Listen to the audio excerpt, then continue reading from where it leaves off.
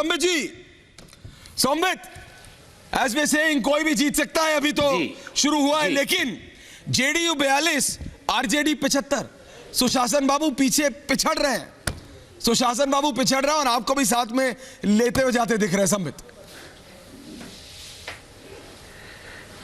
देखिए, जहां तक अभी आंकड़ों का विषय है, मैं तमाम चैनलों में डिबेट कर रहा हूं और हर जगह एक कड़ी टक्कर दिखाई जा रही है।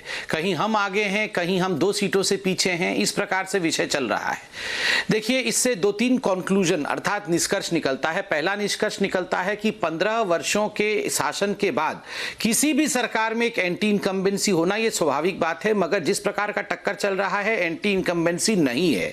नंबर 2, जिस प्रकार के तमाम एग्जिट पोल दिखाए गए थे, हर जगह एक क्लीन स्वीप दिखाने का प्रयास किया गया था कि महागठबंधन का क्लीन स्वीप है, वो क्लीन स्वीप भी कहीं नजर नहीं आ रहा है अभी तक जो नतीजे आए हैं। तीसरी बात मैं कहना चाहूंगा, देखिए, इस बार हम सबको बहुत संयमित रहना है। यहां प्रदीप भंडारी जी बैठे हुए हैं, वो सेफोलॉजिस्ट है, इन विषयों को समझते हैं। कोरोना काल होने के कारण काउंटिंग धीरे धीरे चल रहा है। जो ईवीएम बॉक्स होता है, वो ईवीएम बॉक्स भी उस गति से नहीं खुल रहे हैं जो नॉन कोरोना काल में खुलते हैं। इसलिए मुझे लगता है ये जो पूरा रुझान होगा वो 12 बजे से 2 बजे के बीच कहीं ना कहीं सॉलिडिफाई होगा। इसलिए आप कह रहे हैं रुको, संबित आप कह रहे हैं रुको, लेकिन जेडीयू के प्रवक्ता भी हमारे साथ, जेडीयू 41 पर दिख रहा है, आरजेडी 75 पर दिख रहा है। अरे चिराग पासवान ने जेडीयू को इतना नुकसान पहुंचा दिया क्या? सवाल है नेताजी। ऐश्वर्या जी, संबित पात्रा जी से पूछिए। अरे आप पूछ लीजिए। नरेंद्र मोदी जी जो भारत के प्रधानमंत्री, हम सबके प्रधानमंत्री हैं, बिहार में सबसे ज्यादा चुनावी प्रचार इन्होंने किया है। ये मनोज तिवारी बोल रहे हैं मुझे। आज की तारीख में एनडीए अपना चुनाव बहुमत खो देती है तो इसकी जिम्मेवारी नरेंद्र मोदी जी की होगी कि नहीं? संबित पात्रा जी इसका जवाब दे।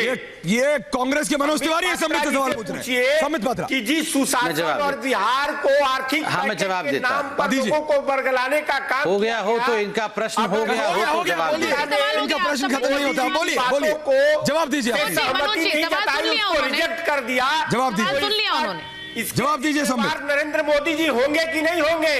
बोलिए संबित, बोलिए। देखिए, मुझे लगता है जब तक नतीजे नहीं आते हैं, इस प्रकार अहंकार से चिल्लाने का कोई मायने नहीं है। देखिए, कांग्रेस पार्टी ऐसे ही जिस प्रकार पूरे हिंदुस्तान में अपने मत को खो चुकी है, उसके बाद इस अहंकार से चिल्लाने का कोई मायने नहीं है। और दूसरी बात है, अगर ये 2013 से जब से मोदी जी प्रधानमंत्री के कैंडिडेट घोषित हुए, 2014 में प्रधानमंत्री बने और 2019 में प्रधानमंत्री बने 303 सीट जीत के, उसके बाद भी अगर ये समझ नहीं पा रहे हैं कि प्रधानमंत्री नरेंद्र मोदी जी का पॉलिटिकल ऑरा क्या है, तो इनको मैं समझा नहीं सकता हूं। मगर आप देखिए, मैं इनसे लड़ना नहीं चाहता हूं। अगर ये शांत रहेंगे नंबर संबित जी, आप बिल्कुल नंबर हम बताना चाहते हैं। इस वक्त एनडीए 109 और महागठबंधन 113, मतलब जो हम कह रहे थे सुचारिता की कांटे की टक्कर में एज आउट हो रहा है, इस वक्त एज आउट हो रहा है और भी बहुत क्लोज है। It is too close to call, but 180-90 नहीं दिख रहा। सुचारिता 180-90 नहीं दिख रहा, 180-90 नहीं दिख रहा। यही बात जो आप कह रहे हैं प्रदीप, एलजेपी के सर्राफ साहब हैं, एलजेपी के सर्राफ साहब हैं। बीजेपी की तो 62 हो रही है, बीजेपी के तो नंबर पहले से बेहतर हो रहे हैं, लेकिन जेडीयू 41 पर अटकी हुई हमें नजर आ रही है। आपको लग रहा है वो जो इमोशनल प्ली करी आखिरी चुनाव की नीतीश कुमार ने, वो कहीं ना कहीं उस वजह से बिहारी वोटर पर फर्क पड़ा, वो उन्होंने चिराग पासवान पर दाव लगाने आगे आए? अभी हालांकि रुझान है, मैं फिर कह रही हूं।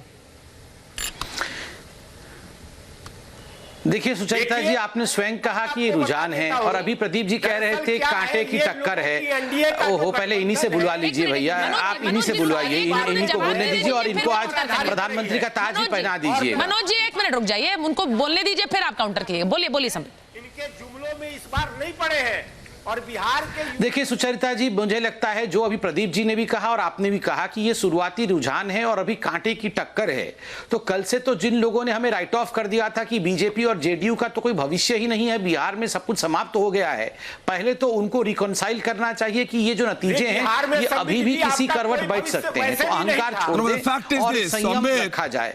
Sambit Sombit, we have the LJP spokesperson as भैया well. ये Sombit, we Rahul have ji the का ही LJP पूरा भविष्य spokesperson as ब्रह्मांड well. में है, हमारा कोई Sombit, भविष्य नहीं है। LJP के नेता राहुल संजय गांधी जी का सराफ भी हैं, को Sombit मंगल जी। ग्रह का प्रधानमंत्री मैं जानता बनाए। हूं आपको कहां नहीं, वो पेन होता एलजेपी के है, नेताजी को तो हम बात करेंगे। पहले ये Sombit मनोज जी को जी, बोलिए कि Sombit राहुल जी, गांधी को Sombit मंगल जी, ग्रह के Sombit प्रधानमंत्री जी, बनाएंगे। Sombit जी, हमारा तो Sombit भविष्य पात्रा कहीं जी, नहीं है। Sombit पात्रा जी, राहुल इलेक्शन गांधी आप को भी लड़े देखिए, हैं। जुपिटर संबित पात्रा जी, मंगल सांसदी का इलेक्शन आप भी लड़े हैं। प्रधानमंत्री आप भी जानते हैं वोट में क्या होता है। आप भी जानते हैं एक एक वोट कितना महत्वपूर्ण होता है।